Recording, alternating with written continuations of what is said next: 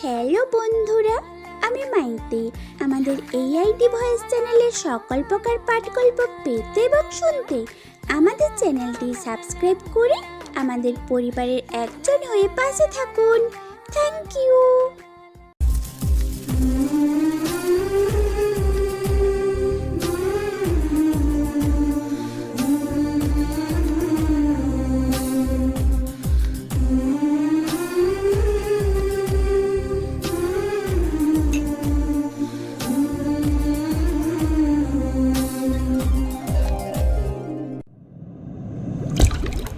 মা, ও মা, কোথায় তুমি?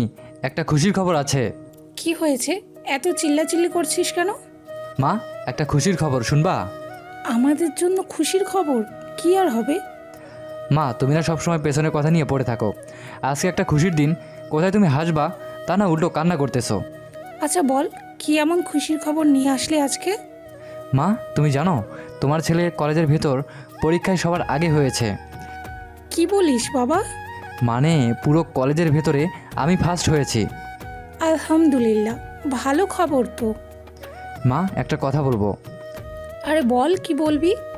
মা, এই খুশির দিন সবাইকে মিষ্টি মুখ করাতে চাই। মা ঘরের ভেতর গিয়ে কিছু জিনিস নিয়ে আসলো আর বলল, এই নে বাবা, এইগুলো বিক্রি করে মিষ্টি নিয়ে আয়। মা, বড় চাচাকে বলবো? আজ তোর বাবা আমাদের সাথে থাকলে অনেক খুশি হতো রে বাবা। মা, তুমি আবারও শুরু করেছো। দেখিও বাবা একদিন আমাদের মাঝে ফিরে আসবে। আর কতদিন এই সান্ত্বনা দিব বল? 15টা বছর এই কথা শুনে আসছি। মা, দেখিও বাবা একদিন আসবে আমাদের মাঝে। আচ্ছা মা, আমি যাই। ওকে যা। আর তোর চাচাতো বোন শিল্পীকেও বলিস, সে অনেক খুশি হবে। আচ্ছা মা। রানা বাজারে জিনিস বিক্রি করে মিষ্টি আনতে গেছে। সে আসার আগেই পরিচয় দিয়ে দেই, রানা হলো এই গল্পের নায়ক। তার পুরো নাম জুবাইর হোসাইন রানা। তারা সংসারে দুজন থাকে, তার মা আর সে। তার বাবা রানার বয়স যখন 6 বছর তখন শহরে একটা কাজে যায় আর আসেনি। 15 বছর হয়ে গেছে। রানাদের অনেক জায়গা জমি ছিল, এতদিন সব বিক্রি করে সংসার চলেছে। এখন তাহাদের বাসাটা আছে আর সেই জমিনটা। মাঝে মধ্যে শিল্পী তাহাদের বাসা থেকে খাবার আনে রানা এবং তার আম্মুর জন্য। শিল্পী হলো রানার বড় চাচার একমাত্র আদরের মেয়ে। রানার চাচার অনেক টাকা পয়সা আছে, কিন্তু একটু অহংকারী সে। তার মেয়ে শিল্পী রানাকে পছন্দ করে। রানা অনেক ভালো ছেলে, গ্রামের মধ্যে তার মতো কোনো ছেলে নেই। রানা কোনো আড্ডা, গাঁজা, বিড়ি এইগুলোর মধ্যে নেই। সব সময় একা একা চলাচল করে সে। গ্রামে একটা কলেজে এইবার সবার সেরা হয়েছে। মেধা অনেক বেশি রানার। ও আল্লাহ, রানাও চলে এসেছে। পরিচয় দিতে দিতে রানা মিষ্টি নিয়ে প্রথম তার চাচাদের বাড়ি যায়। বড় চাচা, ও চাচা, কোথায় তুমি? ওমা, গরিবের ঘরে হাতির আগমন, কারণ কি? তারপর হাতি মিষ্টির কার্টুন, এটার মধ্যে কি রে? সর এখান থেকে। এইটার মধ্যে কি থাকতে পারে তুই জানিস না? জানলে কি জিজ্ঞাসা করতাম? এইটার মধ্যে মাটি আছে না, সেই মাটিকে গোল করে মিষ্টি বানাইছি। হয়েছে এবার? আচ্ছা, তুই সবসময় আমার সাথে ঝগড়া করিস কেন বল? তো কি করব? তোকে আদর করব? তোর ভালোবাসায় আমাকে রাতে ঘুমোতে দেয় না, তুই জানিস না রানা? শিল্পী চোখ বন্ধ করে এই কথাগুলো বলে আর রানা চলে যায়। শিল্পী চোখ খুলে দেখে সে কোথাও নেই। রানা তার চাচার কাছে চলে যায়, পেছনে পেছনে শিল্পীও যায়। রানা তার চাচার পায়ে সালাম করে। থাক বাবা, হয়েছে, আর লাগবে না বাবা, তুমি ওঠো। কি হয়েছে যে হঠাৎ সালাম করতে হলো? একটা খুশির খবর আছে, শুনবেন চাচা? বলো বাবা, কি? মনে হয় বিয়ে শাদী করবে। তুই সব সময় ফালতু কথা বলিস কেন? তো কি হয়েছে সেটা বল। আমি আমাদের কলেজে ফার্স্ট হয়েছি, সবার সেরা। সত্যি? জি। দেখো, তুই শুধু কলেজে যাস আর অফিস, আর একে দেখ কত ভালো ছাত্র ক্লাসের। হয়েছে, আর প্রশংসা করতে হবে না। আমি জানি রানা নকল করে পাশ হয়েছে। চোর কখনো ভালো মানুষকে ভালো বলে না, চোর বলে। নকল নিজে করে, আর এখন বলে নাকি রানা করে। আচ্ছা চাচা, আমি আসি। দুপুরেরটা খেয়ে যাও। না চাচা, এখনও অনেক লোক বাকি আছে যাদেরকে মিষ্টি দেওয়া হয়নি।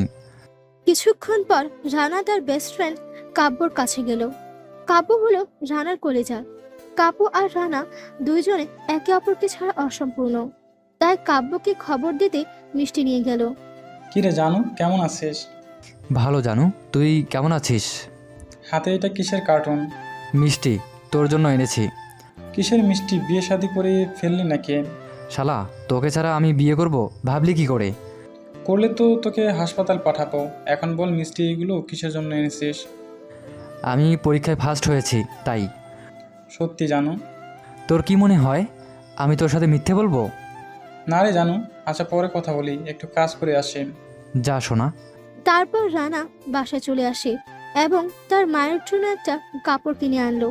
তার মা কাপড়টি পেয়ে অনেক খুশি হয়। খুশিতে তার কপালে একটা কিস দিয়ে দেয়।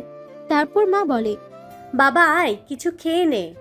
মা, তুমি খানা লাইন করো, আমি হাত মুখ ধুয়ে আসি পুকুর থেকে। আচ্ছা যা। রানা পুকুরে হাত মুখ ধোয়ার পর যখন পা ধোয়ার জন্য দাঁড়াইলো, তখন কে যেন পিছন থেকে রানাকে একটা ধাক্কা মারে, যার কারণে রানা পুকুরে পড়ে যায়। রানা উঠে দেখে শিল্পী হাসতে হাসতে রানার এই অবস্থা দেখে। এইটা কি করলি তুই? সরি। তোকে ধাক্কা মারলাম। হাসবি না একদম, হাসলে আমার নানুর মতো লাগে তোরে। নানুর মতো না বলে বলতে পারিস না যে আমার বইয়ের মতো লাগে? আমাকে কি পাগল পাইছিস যে তোকে আমার বউয়ের মতো লাগবে? ঠিকই আছে, তোকে পাগলেই পাইছে। এই জন্য তো তুই আমাকে বউ মানিস না, এত সুন্দরী একটা মেয়েকে। তুই সুন্দরী? পুরো গ্রামে আমার মতো সুন্দরী মেয়ে একটাও পাবি না। হয়েছে, আর বলতে হবে না। কবি কি বলেছে জানিস? কি বলেছে কবি? কবি বলেছে, যে মেয়ে নিজেকে নিজে সুন্দরী বলে, আসলে সুন্দরী সে নয়, ময়দা তাহাকে সুন্দরী করেছে, তাই বলে সুন্দরী। পাতিলের কালি যার গালে থাকে, আসল সুন্দরী সে, কারণ সে মায়ের মন জয় করতে পারে। এরকম মেয়েদেরকেই যদি কেউ বলে সুন্দরী, তাহলে সেই হলো আসল সুন্দরী। এটা কোন বেকুব কবি বলেছে? তুই তাহাকে বেকুব বললি? হ্যাঁ, তো কি বলবো? তুই জানিস, সে যদি চায় তোর জীবনেও বিয়ে হবে না। সে অনেক বড় একজন কবি ও মাজার বাবা। কি কি কি কস তুই? এটাই সত্যি। এখন কি করতে পারি একটু বল না প্লিজ। প্লিজ বল, আমি করতে রাজি। একটা সুযোগ আছে তোর জন্য। তুই আমার পা ধরে ক্ষমা চা, তাহলে আর কিচ্ছু হবে না। গালি দিয়েছি কবিকে, পা ধরবো তোর কেন? আরে আমার না ধরলে কার ধরবি? কবিটা তো আমি। কি? হুম। আমি অনেক ভয় পাইছিলাম। আচ্ছা বাদ দে, আমাকে ওঠা এই হাত ধরে। শিল্পী রানাকে উঠতে সাহায্য করার জন্য হাত বাড়িয়ে দেয়, কিন্তু রানা শিল্পীর হাত ধরে মারে এক টান। এবার শিল্পীও পড়ে যায় পুকুরে, কিন্তু শিল্পী সাঁতার জানে না, সেটা রানাও জানে না। রানা উঠে যায়। শিল্পী বাঁচাও বাঁচাও বলছে, কিন্তু রানা মনে করেছে শিল্পী মজা করছে, তাই তুলে নি। কিন্তু কিছুক্ষণ পর রানা খেয়াল করে দেখে শিল্পী সত্যি হেল্প চাচ্ছে, তাই সেও দেয় এক লাফ। শিল্পীকে কোলে করে উপরে ওঠানো হয়, কিন্তু শিল্পী কিছুই বলছে না। অনেকক্ষণ পানিতে ভেজার কারণে অজ্ঞান হয়ে যায়। শিল্পীর বুকে অনেক চাপ দেয়, অনেক পানি তার মুখ দিয়ে বের হয়। চাপ দেওয়ার কিছুক্ষণ পরই শিল্পীর জ্ঞান ফিরে, কিন্তু শিল্পী ইচ্ছে করে অজ্ঞানের ভান ধরে শুয়ে আছে। রানার অনেক টেনশন হচ্ছে, এই ভেবে যে যদি শিল্পীর কিছু হয় তাহলে তার সমস্যা হবে। তাই সে আর কিছু না ভেবে বাংলার ছবির মতো শিল্পীর ঠোঁটে নিজের ঠোঁট মিলিয়ে ফু দিতে থাকে। আর এইদিকে শিল্পী তো মনে মনে মহা খুশি। রানা একের পর এক ফু দিয়ে যাচ্ছে। অনেকক্ষণ পর শিল্পী নিজের হাসি কন্ট্রোল করতে না পেরে আওয়াজ করে হেসে দেয়। রানা তো লজ্জায় শেষ, লজ্জার থেকে বেশি তার রাগ হচ্ছে, তাই সে কিছু না বলে ঘরে চলে যায়। শিল্পীর পেছন থেকে ডাক দিয়ে বলে, অনেক মজা লাগছিল রে। লুচ্চা কোথাকার। আমি লুচ্চা নাকি তুই লুচ্চা? তুই আমাকে কিস করেছিস, আমি এক্ষুনি চাচিকে বলে দিব। এই প্লিজ আম্মুকে বলিস না। আজকে একটা খুশির দিনে আমি আম্মুর চোখে জল দেখতে চাই না। একটা কাজ করলে বলবো না। আমি কি করব তুই বল, কি কাজ? আমাকে বিয়ে করতে হবে। তুই কি পাগল? আমি তোকে বিয়ে করব কেন? হ্যাঁ হ্যাঁ, আমি পাগল। আমি তোর জন্য পাগল। সেই ছোট্টবেলা থেকে আমি তোকে ভালোবাসি, কিন্তু বলিনি, আজ বলেছি। দেখ শিল্পী, তুই আমার বোনের মতো। আমি তোকে বউ কিভাবে বানাই বল? আর আমি এত তাড়াতাড়ি বিয়ে করতে চাই না, আমি আরও পড়াশোনা করতে চাই। আমি এখন বিয়ে করতে বলিনি, তুই শুধু রাজি হয়ে যা। না। আমি এক্ষুনি পুকুরে ঝাঁপ দিয়ে নিজের জীবন শেষ করে ফেলবো। তুই জীবন শেষ করবি কেন মা? পেছন থেকে মা এসে বলল। মা, আমি তোমার ছেলেকে মা, তুমি এইসব কি বলছো? শিল্পী মায়ের বাই সালাম করে। আমি আসি মা। এই এখনও বিয়ে হয়নি, তুই মা বলিস কেন? না হলেও তো হতে হবে, তাই আগে থেকে শিখে রাখতে হবে না? নিয়ম চালু করতে হবে তো, বুঝো না? আচ্ছা, রান্নাঘরে আয়। না মা, খাবো না, জামা কাপড় চেঞ্জ করতে হবে।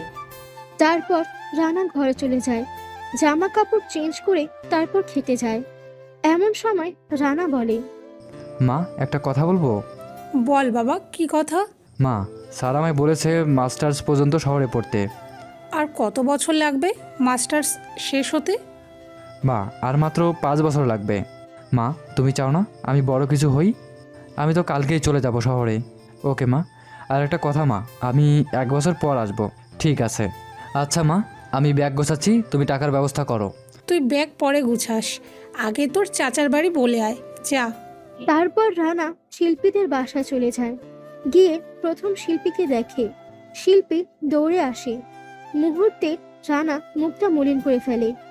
কি হয়েছে? হঠাৎ আমাকে দেখে মুখটা মলিন করলে কেন? আমি কালকে সকালে গ্রাম ছেড়ে শহরে চলে যাব। কেন, কি হয়েছে? কিছু হয়নি। চাচা কোথায়? আগে বলো, কেন যাবে? চাচাকে বললে শুনতে পারবি। আমি বিরক্ত করি তাই তুমি চলে যাবে? আরে না, তুই আমাকে বিরক্ত না করলে কে করবে? কি, সূর্য আজকে কোন দিকে উঠলো? প্রতিদিন যেই দিকে উঠে আজকেও সেই দিকে। আমি তোমাকে বিরক্ত করি তাতে তুমি খুশি? এমন সময় চাচা চলে আসলো। কি বাবা, কেমন আছো? জি চাচা, আলহামদুলিল্লাহ ভালো। তুমি? আমি ভালো, ভিতরে আসো। না চাচা, একটা কথা বলতে এসেছি আমি। বলো, কি বলবা? আমি কালকে শহরে চলে যাব। কেন, কি হয়েছে? কিছু হয়নি, আমি পড়াশোনা করতে যাব। কিন্তু এত টাকা কোথায় পাবে? মা বলেছে আমরা যেখানে থাকি সেইখানে জমিটার দলিল বন্ধক রেখে টাকা নিবে। তোমার কত টাকা লাগবে? 10,000 টাকার মতো হলেই চলবে। ওকে, টাকা আমি দিব, জমিনের দলিল বন্ধ রাখতে হবে না। ঠিক আছে চাচা। তুমি দাঁড়াও, আমি টাকা নিয়ে আসছি। চাচা টাকা আনতে ভেতরে গেল। তখন শিল্পী বলল। তুমি আমাকে রেখে চলে যাবা? তো তোকে নিয়ে যাব নাকি? তা বলিনি, আসবা কতদিন পর? 1 বছর পর। এতদিন পর আসবা? তো কি করব, পারলে তোর আর আঙ্কেলের মোবাইল নাম্বারটা দে। এই নাও, 01880402। এটা কার? এটা আমার, আর বাবার নাম্বারও এমন, শুধু 017 হবে। এই নাও বাবা, তোমার টাকা, মন দিয়ে পড়ালেখা করিও। হ্যাঁ চাচা, দোয়া করিয়েন আপনি। তুমি আমার ছেলের মতো, তোমাকে দোয়া করলে কাকে দোয়া করব? তো যাই চাচা। যা, তোকে মানা করছে কে? তারপর রানা শিল্পীকে বাসায় দিয়ে আর টাকাগুলো তার আম্মুকে দিয়ে কাব্যের কাছে গেল। ওই শালা, কই তুই? বল জানো। তুই ঢাকা যাবি কবে? আজকে যাব, কেন, কি হয়েছে? কালকে গেলে হয় না? হয়তো, কিন্তু আজকে গেলে কি হবে? কালকে আমিও ঢাকা চলে যাব তাই। ও সরি, আপনাদের তো কাব্যের পরিচয় দেওয়া হয়নি। কাব্যের কোনো ভাই বোন নেই, সে একাই। সে ঢাকা একটা মার্কেটে কাজ করে। কেন, কি হয়েছে? আসলে আমি ঢাকায় পড়বো। বাহ, ভালো কথা। তো কাল কয়টা বাজে যাবি? ভেবেছিলাম সকালে ফজরের পর পর রওনা দিব। ঠিক আছে, তাহলে তুই বাসায় যা, আমি সকালে লঞ্চ ঘাটে তোর জন্য অপেক্ষা করব। ঠিক আছে। রানা তারপর বাসায় চলে আসে। এসে শিল্পী ও তার মায়ের সাথে অনেক কথা বলে। শিল্পী রাতে তাহাদের বাসায় ছিল। সকালে রানা সবার থেকে বিদায় নেয়। শিল্পী অনেক কান্না করে, তার আম্মু অনেক কান্না করে। রানা শিল্পীকে বলে রাতে রাতে যেন তাহাদের বাসায় এসে থাকে। শিল্পীও রাজি হয়। তারপর কাব্য আর রানা ঢাকায় চলে যায় গ্রাম থেকে। সন্ধ্যের সময় গিয়ে ঢাকা উঠে। রানার পরনে ছিল কালো একটা শার্ট, আর কাব্যের পরনে ছিল লাল একটা শার্ট। এইদিকে ঢাকা শহরের একটা নামকরা গুন্ডা কালু মাস্তান এবং তার লোকেরা একজন বড় নামকরা শিল্পপতিকে খুন করে। তা রানা আর কাব্য দেখে। কাব্য রানাকে অনেক নিষেধ করে সেখানে না যেতে, কিন্তু রানা কাব্যের কথা শুনে না। কাব্য দাঁড়িয়ে আছে আর রানা সেখানে যায়। গিয়ে দেখে কিছু লোক একজনকে ছুরি দ্বারা আঘাত করতেছে। রানা বলে, এই তোমরা কারা? এই লোকটাকে মারছো কেন? লোকগুলো রানার দিকে তাকায়। রানার সবার মুখ স্পষ্ট দেখে। তাহারা রানার দিকে এগোতে লাগে। এমন সময় পুলিশের গাড়ির আওয়াজ পায়। তখন মাস্তানগুলো পালিয়ে যায়। রানা তখন দেখে ওই লোকটি শ্বাস নিচ্ছে। তাই রানা দৌড়ে সেখানে যায় এবং তার বুক থেকে ছুরিটা বের করে ফেলে। এমন সময় পুলিশ রানাকে দেখে এবং পুলিশ মনে করেছে রানা ওই লোককে খুন করেছে। তাই পুলিশ এসে রানাকে গ্রেফতার করে। তখন কাব্য দূর থেকে এসব দেখতেছে। কাব্য জানে এটা ঢাকা শহর, এখানে কাব্যের সাক্ষী গ্রহণযোগ্য নয়। তাই কাব্য এগোয়নি। রানা বলে, আমি খুন করিনি, প্লিজ স্যার আমাকে ছেড়ে দিন। যা বলার আদালতে বলিস। স্যার বিশ্বাস করেন, আমি খুন করিনি। আমি তো মাত্র ঢাকাতে আসলাম পড়াশোনা করতে। বলছি না যা বলার আদালতে বলতে। তারপর পুলিশেরা রানাকে নিয়ে যায়। রানার কোনো কথাই তারা শুনেনি। এইদিকে কাব্য পুরো পাগলের মতো হয়ে গেছে। সে তার মার্কেটে গিয়ে তার মালিককে সব খুলে বলে। তার মালিক একজন উকিলকে ধরে রানার ব্যাপারে। এইদিকে পরের দিন সকালে কাব্য রানার কাছে যায়। স্যার রানার সাথে একটু দেখা করব। এই হাবিলদার, এই লোকটিকে রানার কাছে নিয়ে যাও। ইয়েস স্যার, চলুন আপনি আমার সাথে। তারপর কাব্যকে নিয়ে যায় রানার কাছে। এই যে রানা। রানা, এই রানা। তুই আসছিস দোস্ত? আমি ওই দিন তোর কাছে আসিনি, কারণ তাহলে আমিও জেলে যেতাম। তাই সেদিন তোর কথা শুনলে আজ এখানে থাকতে হতো না রে। বাদ দে এইসব কথা। শোন, আমি আমার মালিকের সাথে কথা বলছি। সে একজন উকিল ধরেছে তোর জন্য। আজকে তোকে আদালতে নিয়ে যাবে, তখন সে তোর পক্ষে লড়বে। আচ্ছা একটু বাসায় কল দে তো শিল্পীর নাম্বারে। আচ্ছা, নাম্বার দে। তারপর রানা কাব্যকে নাম্বার দেয়। কাব্য কল দিল। রিং হচ্ছে। তাহলে এইদিকে দে। কিছুক্ষণ রিং হওয়ার পর শিল্পী রিসিভ করে। হ্যালো, কে বলছেন? আমি রানা। কেমন আছো তুমি? হ্যাঁ ভালো, তোমরা? ভালো। কখন গিয়ে পৌঁছেছো? গতকালকে মাগরিবের পর। আম্মু অনেক টেনশন করছিল। তুমি পৌঁছে একটা কল দিতে পারোনি? অনেক ঘুম পাচ্ছিল তাই ঘুমিয়েছিলাম। ও, ওই শোনো, হ্যাঁ বলো। ঢাকা শহরে খুব খারাপ খারাপ মানুষ আছে। সবার থেকে দূরে থাকবা। কাউরে কোনো রকম উপকার করতে যেও না, তাহলে ক্ষতি হবে। আর শোনো, ঠিকমতো পড়বে আর খাওয়া দাওয়া করবে। আর আমায় প্রতিদিন যখনই সময় পাও কল দিবা, কেমন? আচ্ছা আম্মুর কাছে কি ফোনটা দেওয়া যাবে? দাঁড়াও, আমি তো এখন বাসায় আছি। আমি যাইতেছি, গিয়ে কল দিব, কেমন? আস্তে আস্তে যাইস। আমি বাসায় গিয়ে কল দিব। তারপর রানা কল কেটে দেয়। কিছুক্ষণ পর কল দেয় শিল্পী। আম্মুর সাথে কথা বলো। দাও। কেমন আছিস বাবা? মা ভালো আছি, তুমি কেমন আছো? তোকে ছাড়া ভালো থাকি কি করে? খেয়েছো কিছু? না বাবা, একটা কথা বলি বাবা। বলো মা। গতকালকে রাতে স্বপ্নে দেখি তোকে পুলিশ ধরে নিয়ে গেছে। তাই বাবা একটু সাবধানে চলাফেরা করিস, কেমন? তুমি চিন্তা করো না মা। তুই আমার বুকে না আসা পর্যন্ত চিন্তা থাকবেই। আচ্ছা মা, রাখি। ঠিক আছে বাবা, ভালো মতো পড়ালেখা করিস, কেমন? তারপর কল কেটে দেয়। রানা অনেক কান্না করে তার মায়ের কথা শুনে। কিছুক্ষণ পর রানাকে আদালতে উঠানো হয়েছে। রানা যে খুন করেনি তার কোনো প্রমাণ দেখতে পারেনি। তাই জজ বলল, তুমি যে বলছো খুন করনি, তার কোনো সাক্ষী বা প্রমাণ আছে? রানা মাথা নিচু করে আছে। সে কি করবে বুঝতে পারছে না। তোমার কিছু বলার আছে? আমাকে 1 মাস সময় দিলে আমি আসল খুনিকে বের করে দিব। কিন্তু তোমাকে তো এত সুযোগ দেওয়া যাবে না। তাহলে আমার আর কোনো কথা নেই। উক্ত খুনের আসামি রানাকে এই আদালত বাংলাদেশ 203 ধারা মোতাবেক 5 বছর কারাগারে বন্দী রাখা হলো। 5 বছর পর যদি তাহাকে ছেড়ে দেওয়া হয়, তখন সে যদি আসল খুনি বের করে আনতে পারে, তাহলে এই আদালত তাকে সম্মানজনক পুরস্কার দেওয়া হবে। জজ সাহেব, আমি শহরে এসেছি আমার মায়ের স্বপ্ন পূরণ করতে। প্লিজ আমাকে একটা সুযোগ দিন, প্লিজ প্লিজ জজ সাহেব। কি স্বপ্ন পূরণ করতে এসেছো? আমি গ্রামের কলেজে ফার্স্ট হয়ে শহরে এসেছিলাম মাস্টার্স শেষ করতে। তাহলে খুন করলে কেন? আমি খুন করিনি। আচ্ছা, এখন এসব বলে আর লাভ নেই। আপনাদের মতো বড়লোক কিছু লোকের জন্য আমরা গরিবরা স্বপ্ন পূরণ করতে পারি না। কথাগুলো রানা অনেক জোরে এবং রেগে বলে। Stop mister Rana Chowdhury, no sound, this is a code, this is not your home. Sir, আমার জায়গায় আপনি হলেও এইটাই বলতেন। তোমার জন্য এই 5 বছর পড়াশোনার ব্যবস্থা করা হলো কারাগারে। রানা অনেক খুশি হলো। ধন্যবাদ জজ সাহেব। জজ সাহেব টেবিলে 3টা বাড়ি মেলে চলে যায়। তারপর পুলিশ রানাকে জেলে নিয়ে যায়। এমন সময় রানা বলে, স্যার, আমি কি আমার বন্ধুর সাথে একটু কথা বলতে পারি একান্ত? ওকে। তারপর রানা কাব্যের কাছে যায়। ভাই, আমার একটা হেল্প করবি প্লিজ? তোর জন্য না করলে কার জন্য করব বল? এই নে। কিসের টাকা এইগুলা? এই নে, এখানে 8,000 টাকা আছে, এইগুলো তোর কাছে রাখ। আমি কি করব? তুই প্রতিদিন আমার সাথে দেখা করবি, তখন তোর মোবাইল দিয়ে আমি বাসায় কথা বলবো। আর তোকে যখন নতুন বই কিনতে বলবো তখন এইখান থেকে টাকা দিয়ে বই কিনে আনবি, কেমন? টাকাগুলো তোর কাছে রাখ, আমার লাগলে আমি নিব। তোকে নিতে বলছি না। ওকে দে। আপনার সময় শেষ, আপনি আসুন আমাদের সাথে। তারপর পুলিশ রানাকে নিয়ে যায় জেলে। এইভাবে চলতে থাকে রানার দিনকাল। জেলের ভেতর রানা মাস্টার্স শেষ করে ফেলে 5 বছরে। 5 বছর পর আজ রানা জেল থেকে বের হয়।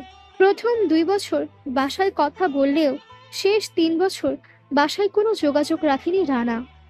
রানা বের হয়ে ভাবলো বাসায় যাবে, কিন্তু ভাবলো কিছু একটা চাকরি হলে বাসায় চলে যাবে। তাই সে কাব্যকে বলল, দেখ ভাই, এই অবস্থায় আমি বাসায় যাব না। এখন আমি কি করতে পারি? দেখ, এখন তো আমার কোনো সার্টিফিকেট নেই, কোনো সরকারি চাকরিও করতে পারবো না। তুই বরং আমায় ড্রাইভিং শেখাতে পারবি? তুই ড্রাইভিং শিখবি কেন? ভাই, দেখে শিখলে কাজে লাগবে। ঠিক আছে, আর শোন, যতদিন না তোর কোনো একটা কিছু না হয় ততদিন আমার সাথে থাকবি। তোর মতো বন্ধু যেন সবার একটা করে হয়। হয়েছে, আর কিছু খেয়ে নে। তারপর কাব্য রানাকে 2 মাস ড্রাইভিং শেখায়। এখন রানা ভালো করে প্রাইভেট কার চালাতে পারে। তাই সে কাব্যকে বলল, দেখ কাব্য, তুই তো আমার জন্য অনেক কিছু করেছিস, এখন আর একটা কাজ করতে পারবি? আরে বল, আমি তো তোর জন্য জীবন দিতেও প্রস্তুত। তোকে জীবন দিতে কে বলেছে শালা? বল কি বলবি? আমার জন্য একটা ড্রাইভিং চাকরি খুঁজে দিতি। ঠিক আছে রানা, তুই থাক, আমি মার্কেট থেকে গিয়ে আসি। ঠিক আছে, যা। রানা শুয়ে আছে। হঠাৎ করে 5 বছর আগের কথাগুলো মনে পড়ে গেল। সেই শিল্পীর সাথে দুষ্টুমি করা, আর কিস দেওয়া, তার আম্মুকে আম্মু বলা, তাহাকে ভালোবাসা।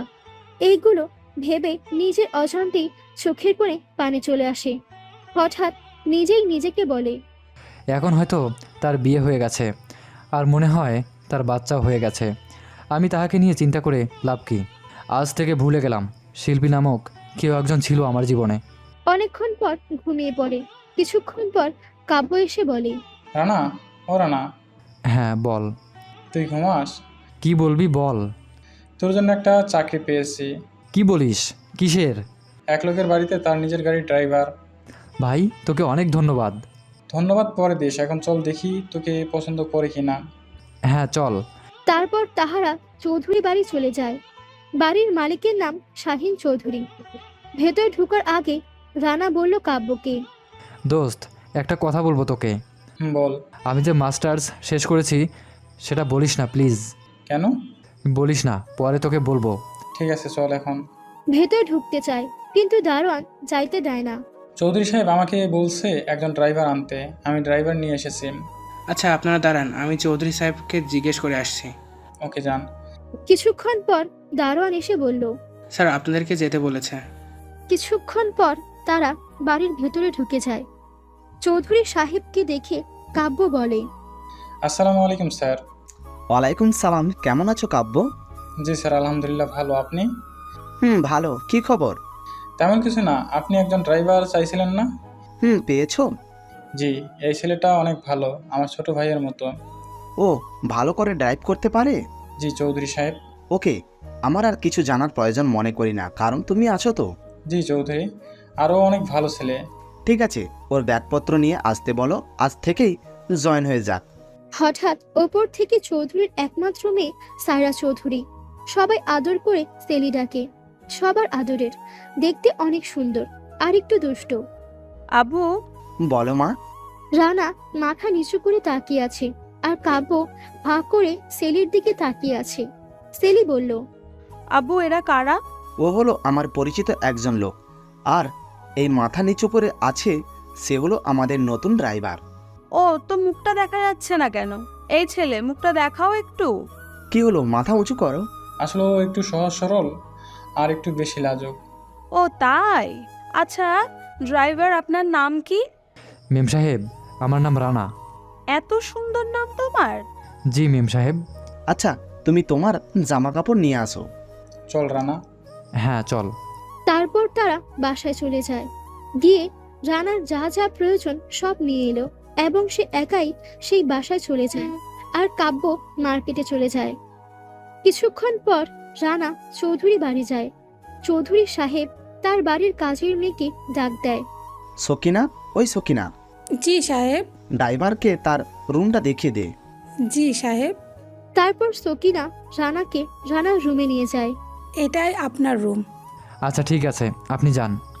কিছু লাগলে বলবেন আমাকে। জি। তারপর সকিনা চলে যায়। রানা রুমটা গুছিয়ে নেয় নিজের মতো করে।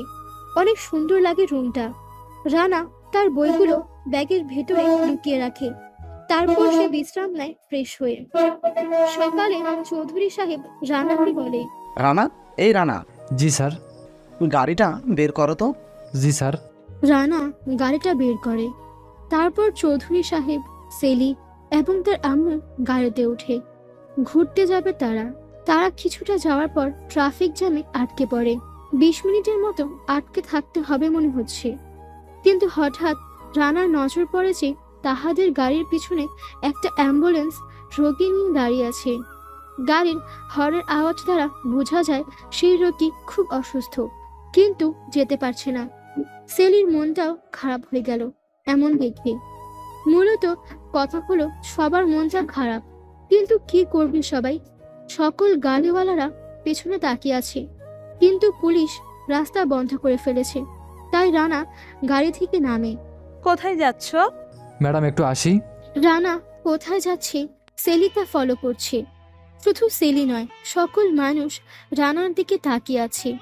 এত জ্যামের মধ্যে লোকটি কেন গাড়ি থেকে নামলো? কিছুক্ষণ পর রানা অ্যাম্বুলেন্সের কাছে গিয়ে দেখে একটা বৃদ্ধা লোক মৃত্যুর সাথে লড়ছে। অবস্থা খুবই খারাপ তার। তাই রানা লোকটিকে কোলে নিল এবং দৌড়াতে শুরু করলো। সবাই তো খুশিতে আত্মহারা। সেলি তো এক দৃষ্টিতে তাকিয়ে আছে। কি করছে রানা তা দেখছে। রানা অনেক কষ্ট করে পার করলো, কিন্তু কোনো গাড়ি পেল না।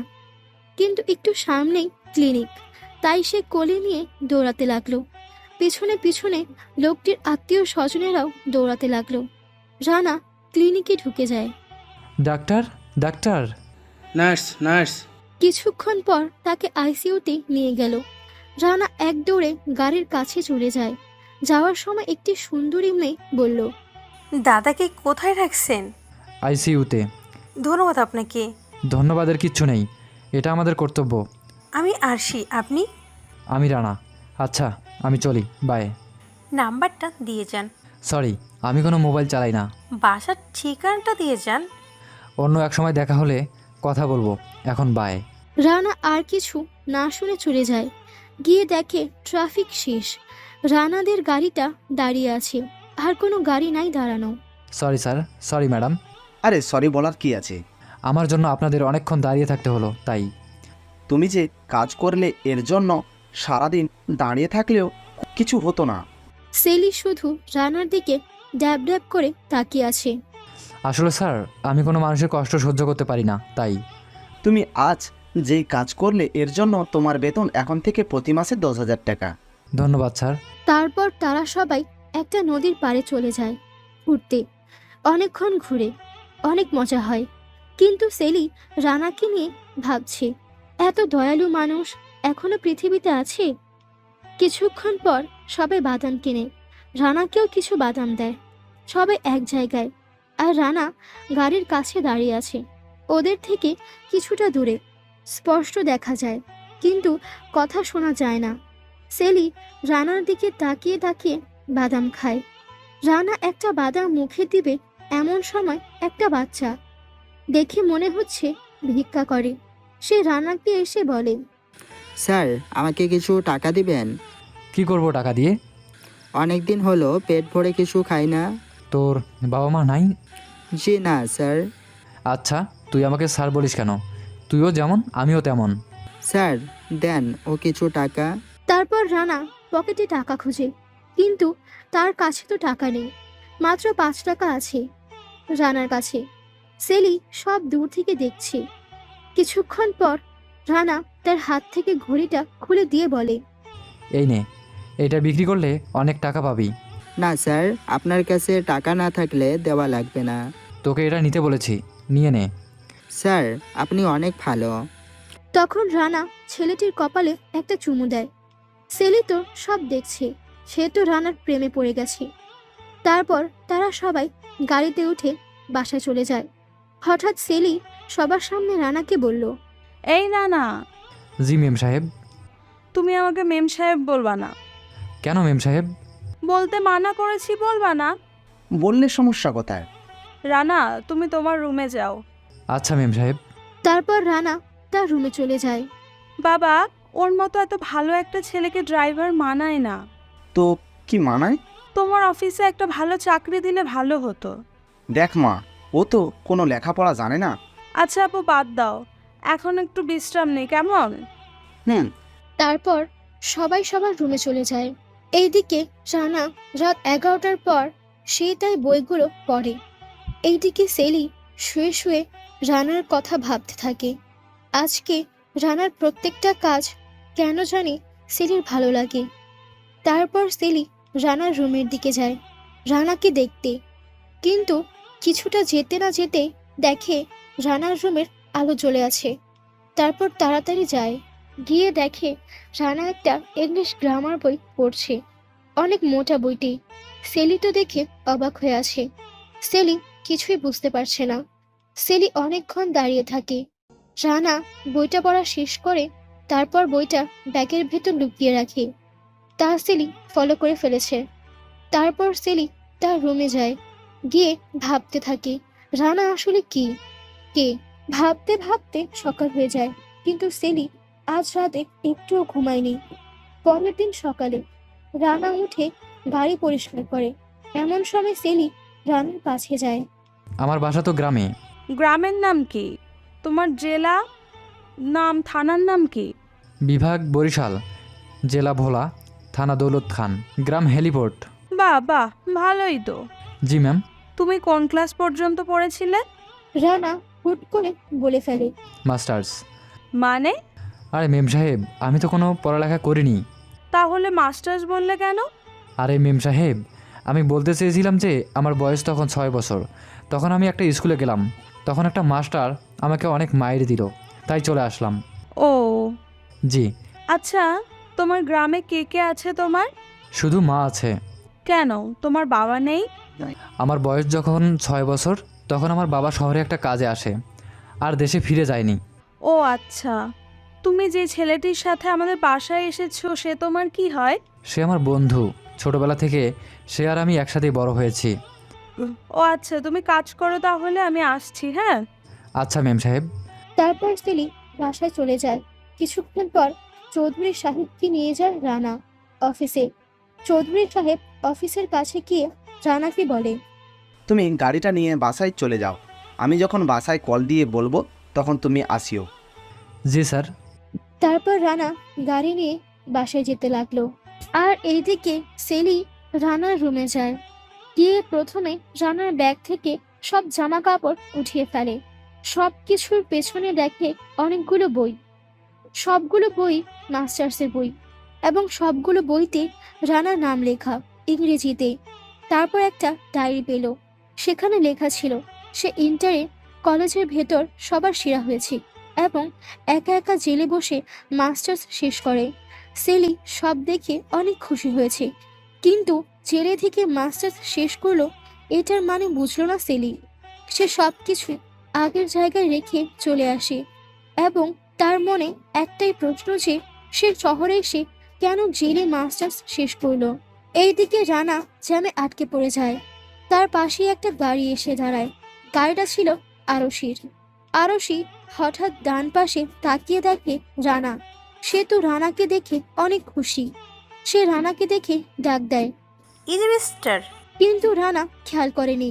এই যে মিস্টার রানা সাহেব। তারপর রানা তার দিকে তাকালো। রানা দেখে সেই দিনের মেয়েটা। কেমন আছেন? আলহামদুলিল্লাহ, ভালো। আপনি? জি ভালো। ট্রাফিক সিগন্যাল পড়ে গেল, আর মাত্র 10 সেকেন্ড বাকি আছে।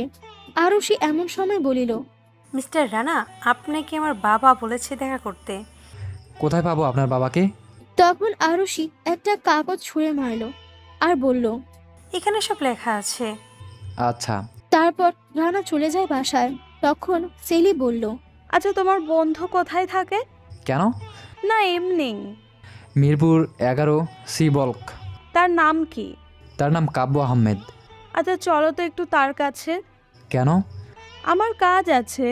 আর তুমি ড্রাইভার, আমি যেটা বলবো তুমি সেটাই করবে, ওকে? জি মেম সাহেব। তো চলো, তুমি গাড়িতে থাকো, আমি আসছি। জি। তারপর সেলি কাব্যের কাছে যায়। আচ্ছা কাব্য ভাইয়া, রানা আসলে কে? এটা কোনো প্রশ্ন হলো? মানে রানা কোন ক্লাসে পড়ে আর সে জেলে কেন গেল? আপনাকে এত কিছু কে বলেছে? এখন বলবেন কি না, নাকি তাকে চাকরি থেকে বের করে দেব? তারপর কাব্য সবকিছু খুলে বলে। সব শুনে সেলি একটু পিছনে চলে যায়। কি বলেন এইসব আপনি? এটাই সত্যি। আচ্ছা, রানা কি কোনো রিলেশনে আছে? না, কিন্তু কিন্তু কি? তার চাচাতো বোনের সাথে তার বিয়ে ঠিক হয়েছিল। হয়নি কেন? রানা শহরে চলে আসে তাই। এটা 5 বছর আগের কথা। আচ্ছা, ধন্যবাদ আমাকে রানার ব্যাপারে সব বলার জন্য। আচ্ছা, রানা কোথায়? গাড়িতে আছে। আচ্ছা ভাইয়া, একটা অনুরোধ করব। জি বলেন। এইসব কথা রানাকে বলবেন না প্লিজ। এইভাবে বলছেন কেন? ওকে বলবো না। ঠিক আছে, ভালো থাকবেন। তারপর সেলি গাড়িতে গিয়ে বসে। তখন কাব্য রানাকে ডাক দেয় এবং অনেক কথা বলে। অতঃপর সেলি আর রানা চলে যেতে লাগলো। গাড়ি করে যেতে লাগলো। এমন সময় সেলির কাছে তার বাবা কল দেয়। মা, তুমি কোথায়? কেন বাবা? ড্রাইভারকে যদি একটু বলতে গাড়িটা নিয়ে আসতে। ড্রাইভার আমার সাথেই আছে, তোমার অফিসের নিচে আছি, আসো। ওকে দাঁড়া, আমি আসতেছি। কিছুক্ষণ পর চৌধুরী সাহেব বাড়িতে এসে বসে। কিছুক্ষণ পর সেলি তার বাবাকে বলল, বাবা, একটা কথা বলবো। বলো। ড্রাইভারটাকে একটা মোবাইল কিনে দিলে কেমন হয়? আমি এটা ভাবছি। তো কিনে দাও। ড্রাইভার, গাড়িটা মার্কেটের দিকে নাও। জি স্যার। কিছুক্ষণ পর একটা মার্কেটের কাছে গিয়ে থামে। তখন সেলি এবং তার বাবা মার্কেটে ঢুকে আর রানা বাইরে বসে আছে। তাহারা একটা ভিও Y1S মোবাইল কিনলো। তারপর এসে রানাকে মোবাইলটা দিল। রানা নিতে চায়নি, কিন্তু সেলি অনেক জোর করে দিয়েছে। বলেছে না দিলে চাকরি করতে পারবে না। তারপর তারা বাসায় চলে আসে। রানা একটু ঘুরতে বের হয়। হঠাৎ মনে হলো আরুষির বাবার কথা, তাই সে ওই ঠিকানায় চলে যায়। গিয়ে দরজা নক করতে আরুষি এসে দরজা খুলে। তুই আসছো? জি, আপনার বাবা কোথায়? রুমে আছে। ওকে চলেন। তারপর আরুষি তার বাবার রুমে রানাকে নিয়ে যায়। বাবা দেখো কি এসেছে। কে রে মা উনি?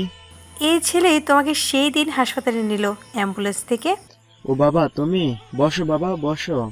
সমস্যা নেই আঙ্কেল। আচ্ছা, তোমার নাম কি? থাকো কোথায়? আমি রানা, থাকি চৌধুরী বাড়ি। চৌধুরী বাড়ি কি করো? তাহাদের গাড়ির ড্রাইভার। ও, তোমার বাসা কোথায়? আমার বাসা ভোলাতে। তোমার বাবা কি করে? আমার যখন 5 বছর বয়স তখন সে শহরে আসে কাজ করতে, কিন্তু আর বাসায় যায়নি। ও। এমন সময় রানার ফোনে কল আসে। সেলি কল দিয়েছে। আসসালামু আলাইকুম মেম সাহেব। ওয়ালাইকুম আসসালাম, কোথায় আছো? এক বাড়িতে আসছি। কেন? এমনিই। 20 মিনিটের মধ্যে বাসায় আসবে। জি মেম সাহেব। তারপর রানা কল কেটে দেয়। আজ আমি আসি আঙ্কেল। আজ প্রথম আমার বাড়িতে আসছো আর কিছু না খেয়ে চলে যাচ্ছ? অন্য সময় খাবো। মেম সাহেব কোথায় জানি যাবে, আমাকে তাড়াতাড়ি যেতে হবে। ঠিক আছে, আবার আসিও। জি আসি। আসসালামু আলাইকুম। তারপর রানা চলে আসে পিছু পিছু। আরুষিও আসে। আরুষি রানাকে বলে, দেখো তো, মনে হয় না সে এতটা চালাক। কি করলাম আমি? কি করনি সেটা বলো। কি করেছি সেটা তো বলবেন। তোমার নাকি মোবাইল নেই, তাহলে এটা কার ফোন? কিছুক্ষণ আগে মেম সাহেব এটা কিনে দিয়েছে। ওই নাম্বারটা দাও। কেন? বাবার যদি কখনো তোমায় দেখতে মন চাই কল দিব। 018। ধন্যবাদ। আমি যাই। তারপর রানা বাসায় চলে আসে। এত সময় কোথায় গিয়েছিলে? ওই যে একদিন একটা লোককে হাসপাতালে নিয়েছিলাম, সেই লোককে দেখতে গেলাম। তার বাসা চেনো কিভাবে? তার মেয়ে দিয়েছে। মেয়ে দিয়েছে মানে? আরে গতকাল রাস্তায় তার সাথে দেখা হয়েছিল, তখন সে দিয়েছিল। তার মেয়ে কতটুকু? লম্বায় আপনার মতো। এত বড় মেয়ের সাথে তুমি কথা বলবে কেন? সে আমায় আগে ডাকছিল। ডাকলেই কথা বলতে হবে? কথা বললে কি হয়? আমার কষ্ট হয়। আপনার কষ্ট হবে কেন? সেটা তুমি বুঝবা না? বুঝিয়ে বললে অবশ্যই বুঝবো। আমার হিংসা হয়। কিন্তু কেন? আচ্ছা তুমিই বলো, কেউ যদি কাউকে ভালোবাসে তখন তাকে অন্য মেয়ের সঙ্গে দেখলে তার কেমন লাগে? অনেক খারাপ লাগে, কিন্তু এটার সাথে আমার উত্তরের মিল কোথায়? কারণ আমি তোমায় ভালোবাসি। হোয়াট? রানা পিছু হয়ে যায়। তার মাথায় যেন আকাশ ভেঙে পড়ল এই কথা শুনে। রানা, আমি তোমাকে ভালোবাসি। আচ্ছা, আপনি কি সুস্থ আছেন? আমাকে দেখে অসুস্থ মনে হচ্ছে? মনে হচ্ছে। আমি সুস্থ এবং অনেক ভেবেচিন্তে বলেছি আমি তোমায় ভালোবাসি। কেন আপনারা আমাদের মতো গরিবদের জীবনে এসে আমাদের সাথে এমন অভিনয় করতে আসেন? একটু বলবেন প্লিজ। আমি সত্যিই তোমাকে খুব ভালোবাসি। আচ্ছা, আপনি আমার সম্পর্কে কিছু জানেন? যতটুকু জানি তা দ্বারা বোঝা যাচ্ছে আমি তোমার কাছেই সুখে থাকবো। কি জানেন? তুমি খুন না করে 5 বছর জেলে ছিলে এবং সেখানে মাস্টার শেষ করেছো এবং 3 বছর হলো তুমি গ্রামে কোনো যোগাযোগ করো না। তোমার চাচাতো বোনের সঙ্গে বিয়ের কথা ছিল, কিন্তু এখন তার বিয়ে হয়ে গেছে। এত কিছু জানলেন কি করে? ভালোবাসি তোমায়, আর না জেনে তো ভালোবাসিনি। প্লিজ আমায় ফিরিয়ে দিও না। আমার পক্ষে জীবনেও সম্ভব না। এইটা বলে রানা তার রুমে চলে যায়। সেলি একা একা দাঁড়িয়ে বলে, আমি তোমাকে আমার করেই ছাড়বো। পরের দিন সকালে সেলি মার্কেট করতে যায়, সাথে রানাকে নিয়ে যায়। রানা গাড়িতে বসে বসে আরুষির সাথে কথা বলে, আর সেলি মার্কেটে যায়। মার্কেট শেষ করে আসার সময় কিছু বখাটে ছেলেদের সাথে ধাক্কা খায়। তখন সেলি বলে, সরি। তাহাদের লিডার বলে, সরি কেন বলছো বাবু? মজা লাগছে তো, আর একটা দাও। কি হচ্ছে? আমি সরি বলেছি না। আরে এত রাগ করো কেন? রাগ করলে তোমার গালগুলো সুন্দর দেখায়। বস, তাহলে একটু মজা নেন। তুই এতদিনে একটা আমার মনের কথা বললি। তখন সে সেলিকে জোর করে কিস করতে চায়, কিন্তু সেলি চিৎকার করে বাঁচাও বাঁচাও বলে। রানা দূর থেকে দেখতে পেল, তাই সে তাড়াতাড়ি যায় সেখানে, আর গিয়েই তাহাদের লিডারকে দেয় এক লাথি। সে গিয়ে একটু দূরে পড়ে আর উঠে বলে, দাঁড়িয়ে দাঁড়িয়ে দেখছিস কি? মাশালাকে। শুরু হয়ে যায় তামিল মুভির মতো মারপিট। অনেকক্ষণ মারামারি করে রানা, সবাইকে মেরে শুয়ে রেখেছে। কিছুক্ষণ পর পুলিশ আসে, রানাকে ঘেরাও করে ফেলে এবং বলে, বড় পুলিশ, নিয়ে চলো এই ছেলেকে। স্যার, আপনাদের কিছু কথা বলতে চাই। আসলে সব দোষ এই ছেলেগুলোর।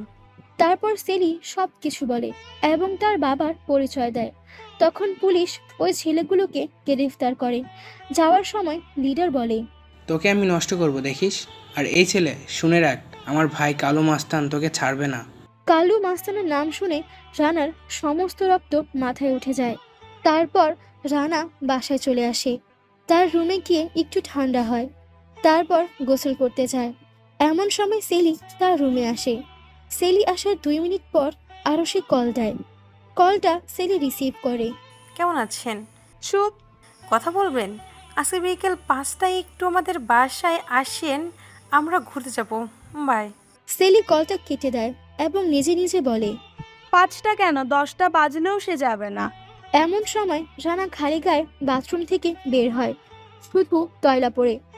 হঠাৎ তয়লাটা একটু খুলে, আবার ভালো করে পরবে তাই, কিন্তু তয়লা খোলার সাথে সাথে সেলি সব দেখে ফেলে। সেলি চিৎকার দিয়ে উঠল। আই রানা দৌড়ে তার বাথরুমে চলে যায় আর দরজাটা একটু ফাঁক করে বলে, আপনি এখানে কেন? আমার স্বামীর ঘরে আমি না আসলে কে আসবে? বের হন, এখনই বের হন। তুমি এখানে আসো। জীবনেও আসবো না। আমিও দেখবো তুমি কতক্ষণ দাঁড়িয়ে থাকতে পারো। প্লিজ যান। তুমি যদি না আসো না, তাহলে আমি কিন্তু এখন চিৎকার করে বলবো যে তুমি আমায় রেপ করতে চাইছো। এটা কি মেয়ে নাকি দাজ্জাল? কি বললা? কিছু না, কষ্ট করে আমার বিছানা থেকে প্যান্ট শার্টটা একটু দিতে পারবেন? অবশ্যই, তোমার কাজ না করলে কাজ করব। আগে দেন। তারপর রানা সব কিছু করে রেডি হয়ে বের হয়। আয়নার সামনে চুলগুলো ঠিক করে পেছনে ঘুরবে এমন সময় সেলি ধাক্কা মেরে খাটে ফেলে দেয় এবং রানার বুকে উঠে বসে সেলি। আমি কি দেখতে খারাপ? না তো। তাহলে আমায় ভালোবাসো না কেন? এমনিই। আমার চোখের দিকে তাকিয়ে বলো তো তুমি আমায় ভালোবাসো না? চোখে তাকানোর কি আছে? রানা অনেক আগে থেকেই সেলিকে ভালোবাসে, কিন্তু সেলি বড় লোক দেখে বলে না। ওই দেখো, ওইটা কি? রানা অন্যদিকে তাকাতেই সেলি রানার গালে কিস দিয়ে দেয় এবং অনেকক্ষণ ধরে রাখে। এটা কি করলেন আপনি? কেন? ছি, আপনি এমন কেন? আমার ভালোবাসার আদর দিলাম। যদি কেউ দেখে ফেলতো? কেমন? যদি দেখে ফেলতো তাহলে কি হতো? কেউ দেখবে না, সেটা আমার ব্যাপার। কচু, সরেন। ভালোবাসো আমায়? জি না। কেন, আমি দেখতে খারাপ? তা কিন্তু কিন্তু কি? আপনার আর আমার কখনো মিল হবে না। কেন হবে না? আপনার বাবা মা এত দূরে আপনাকে বিয়ে দিবে না। তোমাকে ঘর জামাই রাখবো। তাছাড়া আপনি কোথায় আর আমি কোথায়? কেন? আমি আপনাকে ভালোবাসতে পারবো না, কষ্টও পেতে পারবো না। এটা বলে রানা রুম থেকে বের হয়ে যায়। সেলির রুমে চলে যায়। পরের দিন সকালে রানা গাড়ি থেকে বের হয়। এমন সময় আরুষি কল দেয়। জি বলেন। বিকেলে কোথায় ছিলে? কেন, বাসায়। কি করেছো? কিছু না। তাহলে আমি কি বললাম করনি কেন? কখন কি বলছেন? তুমি জানো তোমার জন্য আমি রাত 8টা পর্যন্ত অপেক্ষা করেছিলাম শাড়ি পরে। কেন আর কার জন্য? তোমার জন্য। আমি বলেছি নাকি অপেক্ষা করতে? গতকালকে আমি তোমাকে কল দিয়ে বলেছিলাম না বিকেলে ঘুরতে যাব। কখন? সকালে। আমি তো ফোন রিসিভ করিনি। তাহলে কে করেছে? জানি না। ও আজকে একটু আমাকে নিয়ে ঘুরে যেতে পারবে? কখন? বিকেলে। চেষ্টা করব। ওকে। তারপর কল কেটে দেয়। রানা সারাদিন চৌধুরী সাহেবের সাথে ছিল। দুপুর 3টার সময় বাসায় যেয়ে ফ্রেশ হয়ে প্রথমে খেয়ে নেয়। তারপর নিজের রুমে যাওয়ার সময় সেলি এক টান মেরে সেলির রুমে নিয়ে যায় এবং দরজা বন্ধ করে ফেলে। কি হচ্ছে এইসব? আমার স্বামীকে আমি আদর করব, তাতে তোমার কি? বললেই হলো, গাছে কাঁঠাল গোফে তেল। কাঁঠাল যেহেতু ধরেছে তো গোফে তো তেল লাগাতেই হবে। ছাড়ুন আমাকে, কেউ দেখে ফেলে সমস্যা হবে। দেখবে না কেউ। এইটা বলে সেলি রানার 2 ঠোঁটে নিজের 2 ঠোঁট ডুবিয়ে দেয়। অনেকক্ষণ রাখে। দুইজনে চোখ বন্ধ করে আছে, কেউ কিছু বলছে না। কিছুক্ষণ পর তারা ফিরে আসে বাস্তব জীবনে। দরজায় টোকা দেওয়ার আওয়াজে সেলির আম্মু দরজায় টোকা দিচ্ছে খোলার জন্য। সেলি তো ভয়ে কাঁপতে থাকে। সেলির থেকে বেশি ভয় কাঁপছে রানা। তাহারা ভয় বেশি পায় এই জন্য যে ছোট একটা রুমে তারা, যেখানে লুকানোর কোনো ব্যবস্থা নেই। প্রায় 2 থেকে 3 মিনিট ধরে সেলির আম্মু দরজা নক করছে। কি করবে তাহারা বুঝতে পারছে না। কিছুক্ষণ পর সেলি দরজা খুলে আর রানা দরজার আড়ালে লুকায়। কিরে, দরজা খুলতে এত সময় লাগলো কেন? আসলে আম্মু, আমি বাথরুমে ছিলাম। কিরে, তুই এত কাঁপছিস কেন? এমনি। সত্যি করে বল, কি হয়েছে? আসলে আম্মু, বাথরুমে একটা তেলাপোকা ছিল। তাই তুই এত কাঁপছিস? আচ্ছা, রুমটা এত এলোমেলো কেন? আর দরজাটা এমন কেন? এইটা বলার সাথে সাথে সেলি তো মরার মতো অবস্থা আর রানার অজ্ঞান হওয়ার মতো অবস্থা। দরজাটা এত ময়লা কেন? এক্ষুনি পরিষ্কার করব, তুমি যাও। আচ্ছা। তারপর আম্মু চলে যায়। সেলি আর রানা তো ভয়ে শেষ। রানা অনেক রেগে চলে যেতে লাগলো। সেলি হাতটি ধরে নেয়। ছাড়ুন। আর একটু আদর করি। আজকে রাতে ছাদে আসিয়েন, অপেক্ষা করব আপনার জন্য। ঠিক আছে। এইটা বলে রানা তার রুম থেকে চলে যায়। ভয় কিছুই ভালো লাগছে না, তাই শুয়ে পড়ল।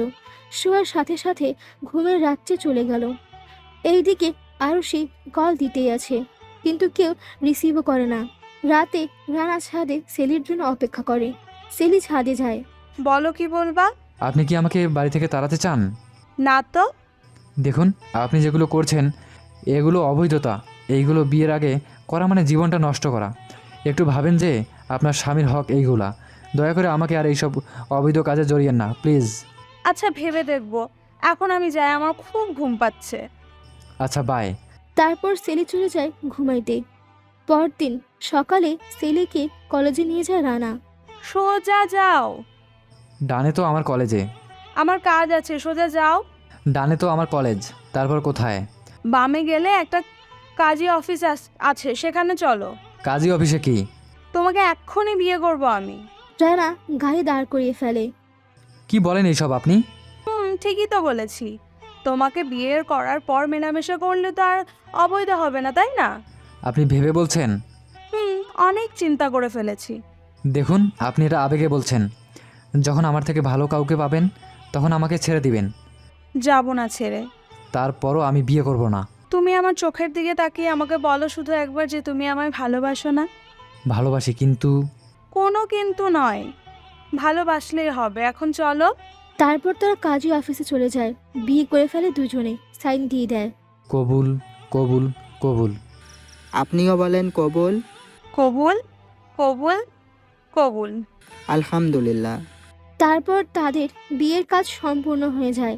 তারা বাসায় চলে আসে। রাতে ছাদে এসো কেমন? জি ঠিক আছে। তারপর যে যার মতো চলাফেরা করে। রাতে রানা ছাদে গিয়ে দেখে সেলি শাড়ি পরে একটা চাদর গায়ে দিয়ে বসে আছে। শাড়ি পরলে আপনাকে অনেক সুন্দর লাগে। তাই? জি। আমাকে আপনি বলবা না, তুমি বলবা, ওকে? আমি তোমার বিয়ে করা বউ, বুঝলে? জি। তাহলে শুধু একবার বলো। কি? ভালোবাসি। একবার কেন, 1000 বার বলবো ভালোবাসি। তারপর সেলি রানাকে তার চাদরের ভেতর নিয়ে যায় এবং কিস দেয়। ছাদে সেলি একটা বিছানা করে রাখে যেখানে শুয়ে পড়ে দুজনে। শুরু হয়ে যায় তাদের ভালোবাসার মিলন। দুজনে আজ অনেক খুশি। সেলি লজ্জায় লাল হয়ে গেছে। লজ্জায় মুখখানিও উঠায় না রানার বুক থেকে, মাথা লুকিয়ে রাখে। রানার পুরো মুখে লিপস্টিকের দাগ। অনেকক্ষণ তারা তাদের ভালোবাসায় ডুবে যায়। সকালে পাখি ডাকে ঘুম ভাঙে তাহাদের। সেলি উঠে দৌড়ে ওয়াশরুমে চলে যায়। কিছুক্ষণ পর রানাও উঠে চলে যায় গোসল করতে। আর সেলি শাড়ি পরে। তার আম্মু বলে, কি রে, তুই হঠাৎ শাড়ি পরলি? হঠাৎ ভালো লাগলো তাই পড়লাম, আর কি। ওহ। তারপর সেলি নিজের রুমে যায় এবং রাতের কথাগুলো নিয়ে ভাবতে থাকে আর নিজে নিজেই লজ্জা পায়। এইদিকে রানা তার রুমে খাবার খাইতেছে। সেলি ছাদে যাওয়ার সময় দেখে রানা খাবার খায়।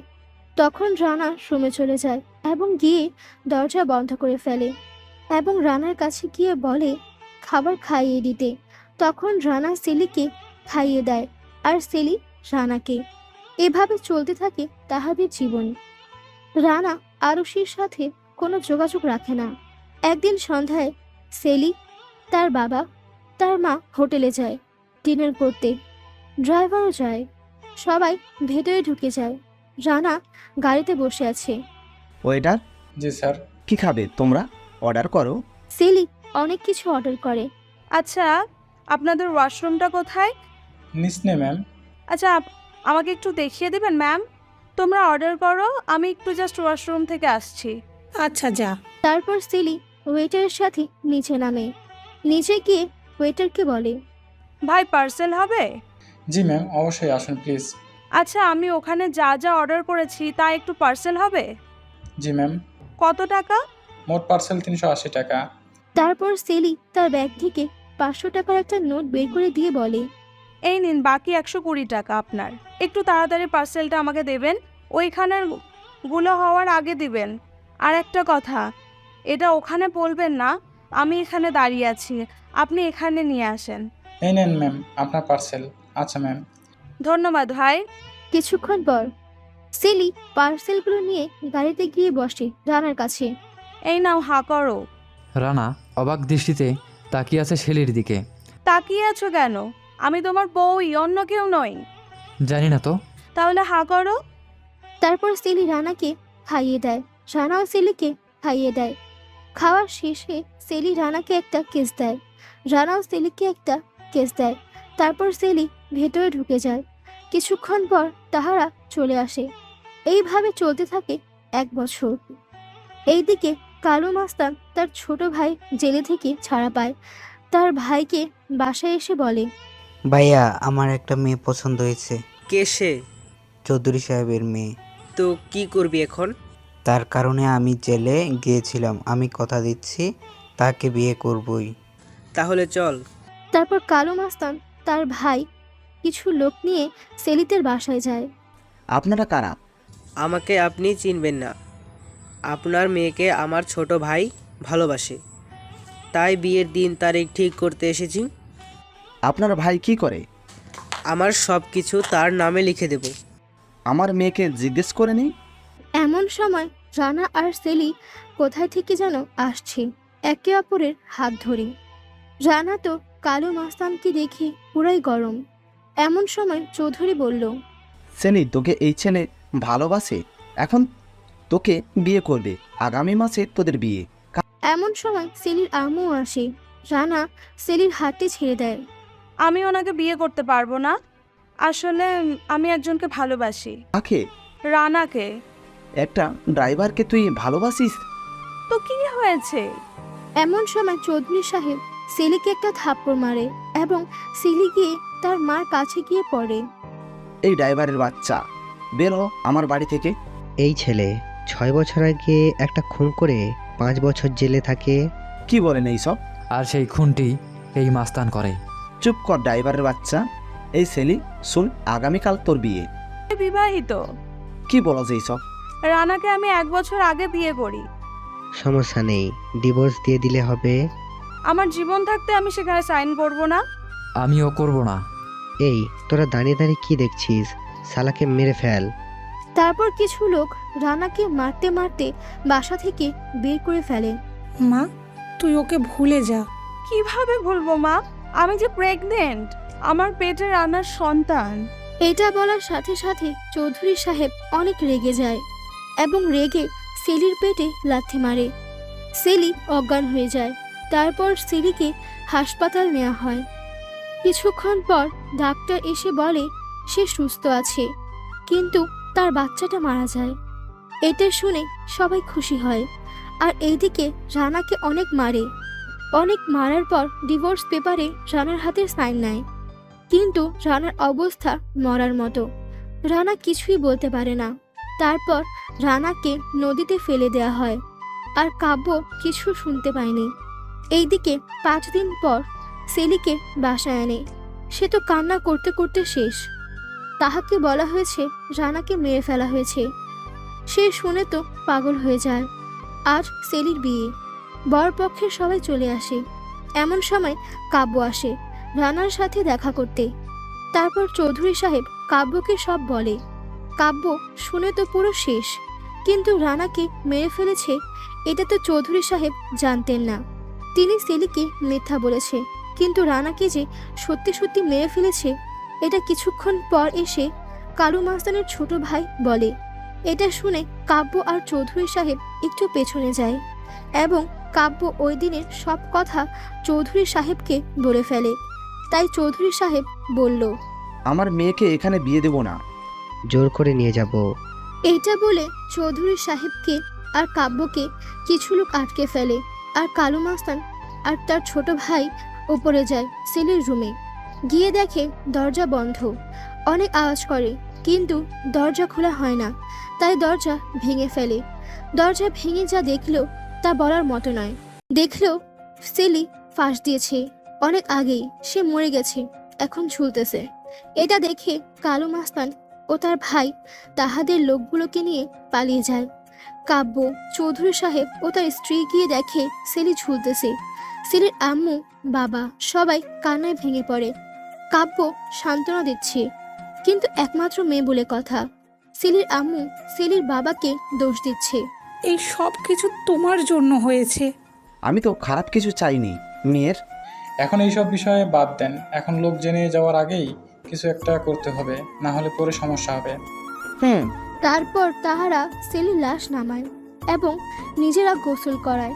তারপর জানাজা শেষ করে মাটি দিয়ে দেয়। 2 দিন হলো কাব্য রানাকে খুঁজতে থাকে, কিন্তু রানাকে পাওয়া গেল না। এইদিকে নদীতে জেলেরা মাছ ধরতে যায়। এমন সময় রানাকে দেখতে পায়, হালকা শ্বাস নিচ্ছে। তখন তাহারা সবাই মিলে রানাকে হাসপাতালে ভর্তি করে। অনেক রক্তের প্রয়োজন। তারপর একদিন আরুষি তার বাবার কিছু টেস্টের রিপোর্ট নিতে আসে। তখন সে রানাকে আইসিইউতে দেখে। তারপর দেখে কিছু লোক আইসিইউর সামনে বসে আছে। আরুষি জিজ্ঞেস করলো, রানা এখানে কেন? আপনি ওনাকে চিনেন? জি, কিন্তু কি হয়েছে ওর? কারা জানি ওনাকে মেরে ফেলতে চাইছিল। ওনাকে অনেক মারে চুরিতারা, তারপর ওনাকে নদীতে ফেলে দেওয়া হয়। আমরা মাছ ধরতে গিয়ে ওনাকে পেয়েছি। এখন নাকি ওনার রক্ত লাগবে, কিন্তু আমাদের কাছে টাকাও নাই, আর ওনাকে চিনিও না যে ওনার পরিবারকে খবর দেব। আমাদেরকে অনেক ধন্যবাদ, আপনারা আসতে পারবেন, ওনাকে আমি দেখব। কিন্তু আপনি কে? জি, ওনার হবু বউ। তাহলে আমরা আসি কেমন? জি। তারপর আরুষি ডাক্তারের সাথে কথা বলে রক্ত দেয় আরুষি নিজেই, এবং হাসপাতালের যত বিল আসছে সব পরিশোধ করে দিল। 5 দিন হয়ে গেল, রানার এখনো জ্ঞান ফেরেনি।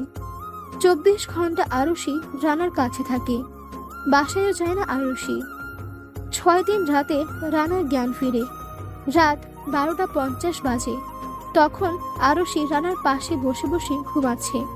এমন সময় রানা বলে ওঠে, শেলি, শেলি, শেলি। আরুষির ঘুম ভেঙে যায়, দেখে রানার জ্ঞান ফিরেছে। আরুষি গিয়ে ডাক্তার নিয়ে আসে। ডাক্তার এসে একটা সুই দিয়ে দেয় এবং বলে, সেলি কে? আমি জানি না ডক্টর। সেলিকে এখানে আনার চেষ্টা করুন, তাহলে উনি তাড়াতাড়ি সুস্থ হয়ে যাবেন। জি ডাক্তার। তারপর আরুষি চিন্তায় পড়ে যায়, কে এই সেলি, কোথায় পাবে তাকে? তারপর চৌধুরী মঞ্জিল খুঁজতে থাকে আরুষি, কিন্তু ঢাকা শহর বলে কথা, চৌধুরী মঞ্জিল তো অনেকগুলো। একদিন খুঁজতে থাকে, কিন্তু সেলি, রানা নামে কোনো ড্রাইভারকে কেউ চিনে না। হঠাৎ ঘটনাক্রমে কাব্যের সাথে আরুষি একটা ধাক্কা খায়। তখন কাব্য বলে, চোখ কোথায় রেখে হাঁটেন? হ্যাঁ, চোখের জায়গায় আছে, কিন্তু মনটা মনের জায়গায় নেই। কেন, কি হলো আপনার? আপনাকে বলে আমার কি হবে? বলেন, হয়তো মনটা একটু ভালো হবে। আমি চৌধুরী মঞ্জিলে খুঁজছিলাম। কেন, আর কোন চৌধুরী মঞ্জিল? তারপর আরুষি সব খুলে বলে। শোনার সাথে সাথে কাব্য যেন নতুন জীবন ফিরে পেয়েছে। সত্যি রানা বেঁচে আছে? আপনি রানাকে চিনেন নাকি? রানাকে আমি গত 8 দিন ধরে খুঁজতে খুঁজতে পাগল হয়ে গেছি। কেন, রানা আপনার কি হয়? আমি আর রানা বন্ধু, ভাইয়ের মতো। আমি আর রানা একসাথে ঢাকা আসেন। তাহলে আপনি নিশ্চয় জানেন যে শেলিকে? জানি। শেলি কি হয় রানার? বউ। আরুষি কথাটা শুনে যেন সে নিজের মধ্যেই নেই, হারিয়ে গেছে অজানা এক দেশে। সে বিবাহিত? তার বউ প্রেগনেন্টও ছিল। ছিল মানে? এখন কোথায়? সে আর দুনিয়াতে নেই। মানে? সে আত্মহত্যা করেছে। কি বলেন আপনি? এইসব আমি কিছুই বুঝতেছি না। তারপর কাব্য সব খুলে বলে। সব শুনে আরুষি কেঁদে দেয়। একটা মানুষের জীবনে এত দুঃখ? রানা এখন হাসপাতালে। ঢাকা ধানমন্ডিতে আছে? তাহলে চলেন। তারপর তারা রানার কাছে যায়। তাহারা যাওয়ার 10 মিনিট পর রানার জ্ঞান ফিরে। রানা তো কাব্যকে দেখে জড়িয়ে ধরে কেঁদে দেয়, কাব্যও কেঁদে দেয়। তারপর রানা বলে, শেলি কোথায়? আছে। আমাকে দেখতে আসেনি? খবর দেয়নি। বিয়ে হয়েছে? না। সত্যি? আমি শেলিদের বাসায় যাই, তোরা থাক। এই, তুমি তো অসুস্থ, পড়ে যাও। না, আমি আমার শেলিকে দেখে আসবো আগে। ও বাসায় নাই। কোথায় গেছে? অনেক দূরে বেড়াতে গিয়েছে। কোন জায়গায়? কবরস্থানে। কাব্য, কি বলিস, বুঝিয়ে বল। তারপর কাব্য রানাকে সব বলে। শুনে রানা তো আর নিজের মধ্যে নেই, কান্না করতে করতে শেষ। পাশে থেকে একটা কেচি হাতে নিয়ে বলে, নিজেকে আমি আর রাখবো না, আমি আমার বউ বাচ্চার কাছে চলে যাব। মরে গেলে কোনো কিছুই হবে? তাহলে তোর মতো হাজার মানুষ এমন নষ্ট হবে। কি বলতে চাস? তোকে যারা জেলে পাঠিয়েছে তারাই তোর জীবন থেকে সব কিছু কেড়ে নিয়েছে। এদেরকে একটা শিক্ষা দে, তাহলে তোর বাচ্চা স্ত্রী মরেও শান্তি পাবে। তারপর রানা কেচিটাকে হাত থেকে ছুঁড়ে মারে। হাতের মুঠটা শক্ত করে, দাঁতগুলো শক্ত করে বলে, আমি ছাড়বো না কালু মাস্তানদের বাহিনীদের। কালো মাস্তানকে তুমি চেনো? চিনি মানে? ও আমার জীবনটা নষ্ট করে ফেলেছে। ও শুধু তোমার নয়, তোমার মতো হাজারো মানুষের জীবন নষ্ট করেছে। হ্যাঁ। 6 বছর আগেও আমার চাচাকে হত্যা করেছে। তোমার চাচার নাম কি ছিল? সবাই খান সাহেব নামে চিনত। তারপর রানা বলে, তোমার চাচার জন্য আমি 5 বছর জেলে ছিলাম। কেন? তারপর রানা সব বলে যে তার চাচাকে কালো মাস্তান রানার সামনে খুন করে এবং তাহাকে বাঁচাতে গিয়ে সে খুনের আসামি হয় এবং জেলে যায়। আমি কাউকে বাঁচতে দেব না, কাউকে না। সবাইকে আমি দুনিয়া থেকে বিদায় দিয়ে দেব, কসম আমার বাচ্চার এবং তার মায়ের। রানা হাসপাতাল থেকে চলে যায়। না, আমাদের বাড়িতে থাকুক রানা। আমার কাছে থাকলে কোনো সমস্যা নাই তো। আমাদের বাড়িতে থাকলে সমস্যা কোথায়? চুপ করো তোমরা। আমি এখন এক জায়গায় যাব, পারলে আরশি আমাকে একটা গাড়ি ব্যবস্থা করে দাও। ওকে দাঁড়াও, আমি দিচ্ছি। তারপর আরুষি তার বাবার কাছে কল দিয়ে বলে একটা গাড়ি রানাকে কিছুদিনের জন্য দিতে। তারপর আরুষির বাবাও একটা গাড়ি পাঠিয়ে দেয়। তারপর রানা বলে, আমাকে আমার কিছু হেল্প করে দিতে হবে। বলো কি করতে হবে? অনেক কিছু টাকা দিতে হবে। কত লাগবে? এই তো 1 লক্ষ হলেও চলবে। এত টাকা তুই কি করবি? এখন তুই আমাকে কোনো প্রশ্ন করিস না। ওকে, আমি দিতেছি। আমি কিন্তু পরে পরিশোধ করে দিব। সেটা পরে দেখা যাবে। তারপর আরুষি ব্যাংক থেকে রানাকে 1 লক্ষ টাকা দেয়। তারপর রানা টাকাগুলো নিয়ে বড় একটা ক্লাবে যায়। তারপর কিছু বড় বড় মাস্তানের সাথে হাত করে। তারপর কিছু অস্ত্র কিনে রানা একটা টিম বানায়। সেই টিমের রানা লিডার হয়। সে এখন ঢাকা শহরের একজন মাস্তান হয়ে যায়। নিজে কোনো লোককে খুন করে না, লোক দিয়ে খুন করায়। বড় বড় মাস্তানেরা তাহাকে সুপারি দেয় লোক মারার জন্য। একজন লোক রানা মেরে দেয়, 1 লক্ষ নেয়। এইভাবে চলতে থাকে রানার মাস্তানি। রানাকে কম বেশি সবাই ভয় পায়। রানা আস্তে আস্তে কালো মাস্তানের সব চোরা ব্যবসা নিজে হাত করে নেয়।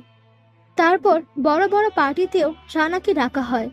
রানা মুখে আলগা দাড়ি ও মোছ লাগানো, তাই কালো মাস্তানও রানাকে চিনতে পারেনি। রানা একটা টিম বানায় যেটার নাম দেয়া হয় ডিকে টিম। যেখানে ডিকে টিমের কথা মানুষ শুনে সেখানেই মানুষ ভয়ে কাঁপতে থাকে। এখন ঢাকা শহরে ডিকে নামে অনেক কিছু আছে। রানার মাসে আয় বর্তমানে 4 থেকে 5 কোটি টাকা। কাব্য রানার সাথে থাকে। রানা আরুষির সব কিছু ফেরত দিয়ে দেয়। এইদিকে ডিকে গ্রুপের ভয়ে পুলিশ পর্যন্ত কেঁপে ওঠে। ডিকে গ্রুপের নামে কেউ কোনো অভিযোগ করার সাহস পায় না, তাই পুলিশের কাছে কোনো রকম প্রমাণ নেই। সামনে এমপি ইলেকশন, তাই এবার এমপি হিসেবে রানা দাঁড়ায়। তার বিপক্ষে কালু মাস্তান দাঁড়ায়। এইদিকে আবার রানা গরিব অসহায় মানুষদের পাশে থাকে। হঠাৎ একদিন কালু মাস্তানের লোকেরা রানাকে রাস্তায় অ্যাটাক করে। রানার লোকেরা কালু মাস্তানের লোকেদেরকে মেরে ফেলে এবং কালু মাস্তানের বাসায় যায়। আরে ওই কালুর বাচ্চা, কোথায় আছিস? নিচে আয়। এই আওয়াজ নিচু করে কথা বল। তোর সাহস দেখে তো আমি অবাক। তুই আমাকে মারতে লোক পাঠাইছিস? সাহসের দেখলি কি? তুই আমাকে চিনতে ভুল করেছিস রে কালু। তুই তো এখান থেকে আর বাসায় যেতে পারবি না। পারলে আটকে দেখা। তারপর শুরু হয় মারামারি। অনেক মারামারি হয়, যার ফলে কালু মাস্তানের বাসার অনেক কিছু ক্ষতি হয়। তারপর রানা বলে, শোন কালু, তুই পারলে আমাকে সরাইস ইলেকশন থেকে। শোন, আমি সব লোক কিনে নিয়েছি, তোকে তো আমি শেষ করবই, সাথে তোর সব কিছুই মনে রাখিস। এইটা বলে রানা চলে আসে তার বাসায়। তারপর কালু মাস্তান তার ভাইকে বলে, ওর কোনো কাজের লোক পেলে ধরে নিয়ে আয় যা। ওকে ভাইয়া, এই চল তোরা। আজকে ইলেকশন কিছুক্ষণ পরই শুরু হবে। তার আগেই কাব্য এবং আরুষিকে কালু মাস্তানের লোকেরা তুলে আনে এবং রানাকে কল দেয়। তোকে ভালোই ভালোই বলে আমার পথ থেকে সরে যা, এখনো সময় আছে। হা হা হা হা, তুই আমাকে ভয় দেখাস? কারণ তোর সব কিছু আমার কাছে। মানে? তোর জিএফও আমার কাছে, তোর কলিজার বন্ধু। এই নে কথা বল। তুমি আসিও না প্লিজ, তুমি তোমার কাজ করো। আরশি, তুই আসিস না রানা। তোকে 10 মিনিট সময় দিলাম, এর ভিতর তুই আমার কাছে এসে আমার পা ধরে ক্ষমা চাইবি এবং আমার পথ থেকে সরে দাঁড়াবি। ওকে, আমি আসতেছি, বল। তোর মোবাইলে SMS করে দিচ্ছি, তারপর কল কেটে দেয়। তারপর আরুষি বলে, ও তোদেরকে আজ দুনিয়া থেকে সরিয়ে ফেলবে, মনে রাখিস। আর ওর তো দুর্বল জায়গা আমার কাছে। আরে ও তোকে মারার জন্য এই পথ বেছে নিয়েছে। মানে?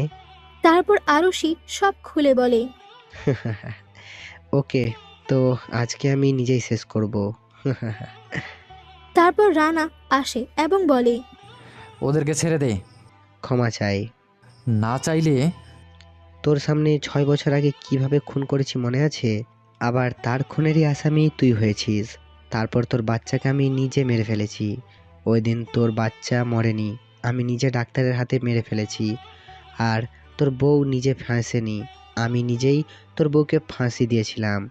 আর তোকে আমি নিজের হাতে নদীতে ফেলেছিলাম। কিন্তু দেখ, তোর বাচ্চা, তোর স্ত্রী মরে গেছে, কিন্তু তুই মরিসনি, কারণ তুই এখন মরবি। তোকে তো আজকে আমি কি করব নিজেও জানি না। তারপর শুরু হয় মারামারি। প্রায় 30 মিনিটের মতো মারামারি করে। রানাও দেয়, রানাকেও দেয়। সবাই শুয়ে আছে। এখন কালু মাস্তান আর রানা লড়তেছে। কালু মাস্তানকে অনেক মারে। যখনই ছুরি মারবে তখনই পুলিশ আসে। থামুন মিস্টার রানা সাহেব, আইন নিজের হাতে তুলে নেবেন না। তখন রানা পিছনে ফিরে দেখে পুলিশ।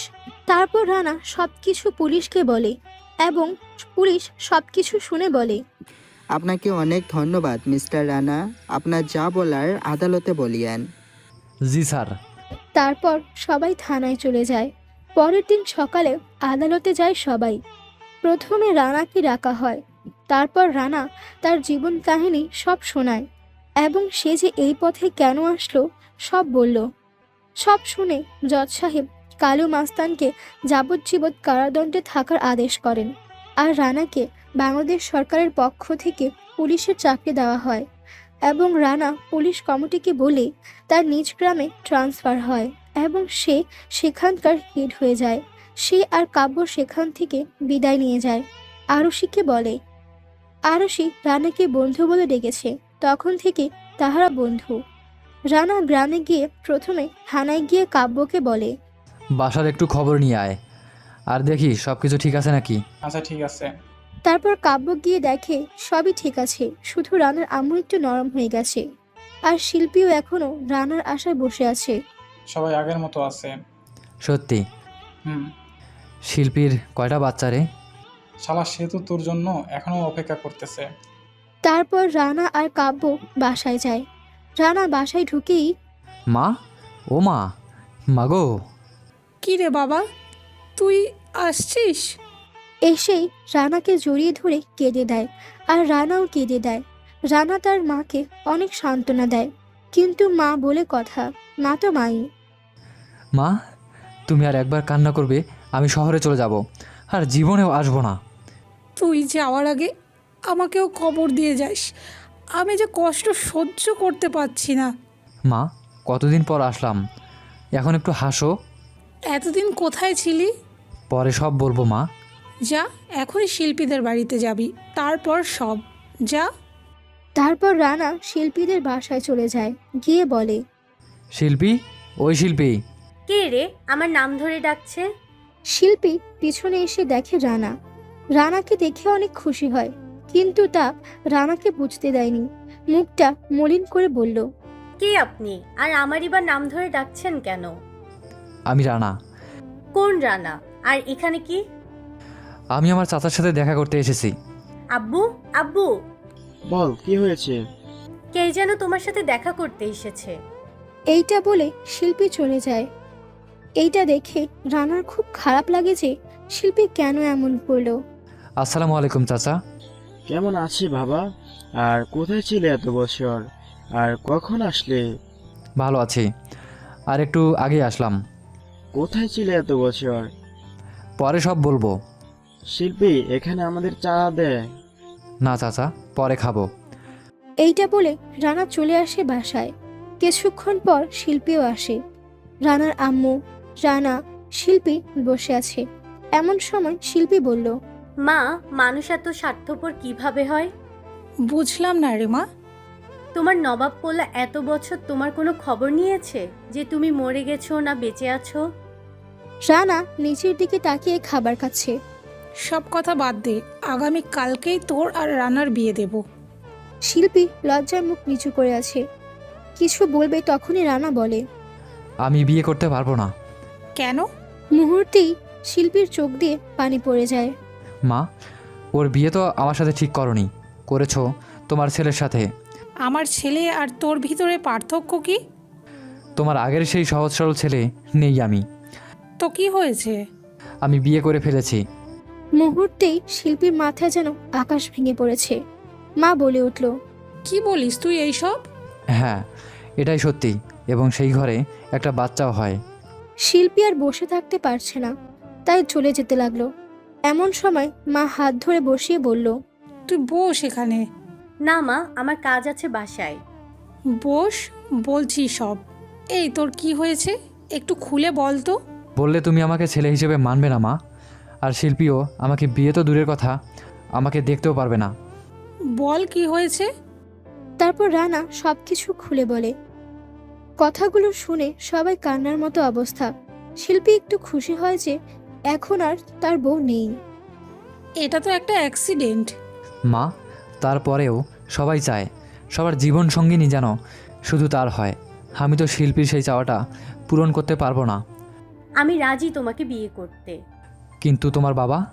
পিছনের অতীত সব ভুলে যাও, এখন তুমি একজন পুলিশ, এটাই অনেক কিছু। বাবা রাজি হবে। সত্যি তুমি আমাকে আগের চোখে দেখবে? ওকে, আমি তোর বাবার সাথে কথা বলে নেই। তার পরের দিন রানার আম্মু শিল্পীদের বাসায় যায় এবং বিয়ের প্রস্তাব দেয়। আর শিল্পীর বাবাও রাজি হয়, কারণ রানা একজন পুলিশ। তাই তাহাদের বিয়েটা হয়ে যায়। আজ বাসর রাত। রানা শিল্পীদের বাসায় গিয়ে বসে আছে। তাহাকে অনেক মেহমানদারি করানো হয়। আর এইদিকে শিল্পীর বান্ধবীরা শিল্পীকে বাসর ঘরে নিয়ে এলো এবং তাহাকে অনেক সুন্দর করে সাজিয়ে দিল বান্ধবীরা। রাত 11টা বাজে, এখনো রানাকে ভেতরে ঢুকতে দিতেছে না। রানার তো মেজাজ গরম হয়ে গেল। সে বসে বসে মোবাইলে ফেসবুক চালাচ্ছে। কিছুক্ষণ পর তাহাকে বাসর ঘরে ঢোকানো হলো। সে তো রেগে মেগে আগুন হয়ে গেল। রুমে গিয়ে পাঞ্জাবি খুলে একটা বালিশ নিয়ে শুয়ে পড়ে। এইটা দেখে শিল্পীর অনেকটা মন খারাপ হয়ে যায়। কি হলো, তুমি শুয়ে গেলে যে? তো কি করব? কি হলো, এত রাগ করছো কেন? তো কি করব, নাচবো? নাচতে মন চাইলে নাচো, সাথে আমিও আছি। দেখ, ফাজলামি করিস না, মাথা গরম আছে। কি হয়েছে সেটা বলবে তো?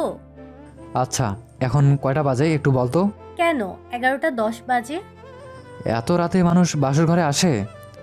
তো মানা করেছে কে তোমায়? তোর বজ্জাত বান্ধবীরা। ঠিকই তো করেছে। কি ঠিক করেছে? আগে ঢুকালে আপনি তার বান্ধবীকে সুস্থ রাখতেন। মানে? আপনারা ছেলেরা যে লুচ্চা, যত আগে আসবে বউকে তত বেশি কষ্ট দিবেন। কি আমরা লুচ্চা? তা নয় তো কি। আমাকে কোন দিক থেকে তোর লুচ্চা মনে হয়? লুচ্চা না হলে এত রাগ করতেন না বাসর ঘরে আসার জন্য। আগে আসলে কি হতো? আপনি আগে এসে চুপ করে বসে থাকতেন মনে হয়। বাসর ঘর কি চুপ করে বসে থাকার জন্য দেওয়া হয়? এই জন্যই তো বলি, যত দেরিতে আসবেন তত ভালো হবে আমার জন্য। হয়েছে, বাদ দে তোর লুচ্চা কথা। আমি তোমার বিয়ে করা বউ, তুমি বলবা, তুই না। বললেই হলো? আমি তোকে তুই ছাড়া বলতে পারবো না। আমাকে তুমি না বললে কিন্তু আমি কান্না করে দিব। পারবি তো এটা করতে? আর কি পারবি বল? আরো কত কিছু পারবো, কিন্তু সময় হলে করব। হইছে, তোকে আমি তুই বলবো, বুঝলি? তারপর শিল্পী সত্যি সত্যি কান্না করে দেয়। শিল্পীর কান্না দেখে রানা শিল্পীর দুই ঠোঁটে নিজের ঠোঁট ডুবিয়ে দেয়। শিল্পীর চোখ দুটো বন্ধ করে রানার সাথে তাল মিলায়। তারপরে রানা শিল্পীকে শুইয়ে দেয়। তার ওপরে রানা উঠে যায়। তাহারা চলে যায় এক অজানা শহরে। 20 থেকে 30 মিনিট পর দুজনে উঠে বসে। শিল্পী লজ্জায় মাথা তুলতে পারছে না। কি খুশি? ওরে বাবা, লজ্জাও পায় বুঝি। আচ্ছা, একটা কথা জিজ্ঞাসা করব? বলো। আমার না জীবনের একটা স্বপ্ন যে বাসর ঘরে স্বামীকে এমন একটা প্রশ্ন করব আর সে উত্তরটা দিবে। প্রশ্নটা কি বলবা তো? আপনি আপনার বউকে কি রকম ভালোবাসবেন একটু বলবেন? আমার পাগলিটাকে নিয়ে আমার অনেক স্বপ্ন আছে। মাঝে মাঝে নাস্তাটা আমি বানাবো, কিন্তু প্রতিদিন না। রাত জেগে দুজনে মিলে টিভি দেখব, রাতে জড়িয়ে ধরে ঘুমাবো। কিছু বলতে পারবে না। ক্লান্ত হয়ে গেলে আমার ঘাড়ে মাথা রেখে রেস্ট নিবে। অসুস্থ হলে আমি খাওয়াই দিব তাহাকে। শুধু অসুস্থ না, অন্য সময়ও খাওয়াই দিব তাহাকে। গোসল কিন্তু দুজনে একসাথেই করব। ভালোটা বেশি আমি বাসবো। মাঝে মাঝে সারা রাত দুজনে গল্প করেই কাটিয়ে দেব। রাতে জড়িয়ে না ধরলে ঘুমাবো না। বউকেও ঘুমাতে দেব না। দরজা খুলতে দেরি হলে রাতে আদর করতে দেরি করব। একটা চাইলে দুইটা দেব, যেমন বাচ্চা, কিস ইত্যাদি। আমি তাহাকে রাজকুমারীর মতো রাখবো। সে বাপের বাড়ি যেতে চাইলে অভিমান করব, কারণ তাহাকে ছাড়া যে থাকতে পারবো না। রান্না খারাপ হলে চুপ করে খেয়ে নেব, তাহাকে বুঝতেও দেব না। রাগ করে দাঁড়িয়ে থাকলে পেছন থেকে জড়িয়ে ধরব, যতক্ষণ রাগ না কমে। প্রতি মাসে একবার করে বাইরে ঘুরতে নিয়ে যাব। প্রতিদিন 3 বেলা 3 বার করে লাভ ইউ বলবো। প্রতিদিন সকালে ঘুম থেকে উঠে 10 মিনিট জড়িয়ে ধরে বসে থাকব। প্রতিদিন 3 বার করে তাজা গোলাপ নিয়ে সামনে হাঁটু গেড়ে বসে প্রপোজ করব। প্রতিদিন আমাকে নামাজের জন্য তাগিদ দিবে। প্রতিদিন ফজরের সময় আমাকে জাগিয়ে দিবে। প্রতিদিন বাসায় আসার সময় ফুচকা নিয়ে আসবো। আমার দিকেও অন্য মেয়ে তাকালে তাহাকে হুমকি দেবে। আমি কোনো অন্যায় করলে শাসন করবে। মাঝে মাঝে দুজনে বৃষ্টিতে ভিজবো একসাথে। মাঝে মাঝে দুজনে একসাথে জ্যোৎস্না দেখব। মাঝে মাঝে দুজনে এক হেডফোন দিয়ে গান শুনবো। মাঝে মাঝে বাইকে সরাবো। মাঝে মাঝে দুজনে বাসায় এসে লুডো খেলবো। আরে এত সব লাগবে না। বইয়ের জন্য অবিরাম ভালোবাসা। রানা শিল্পীর কোলে মাথাটা নিয়ে বলতে লাগলো তার অনুভূতিগুলো।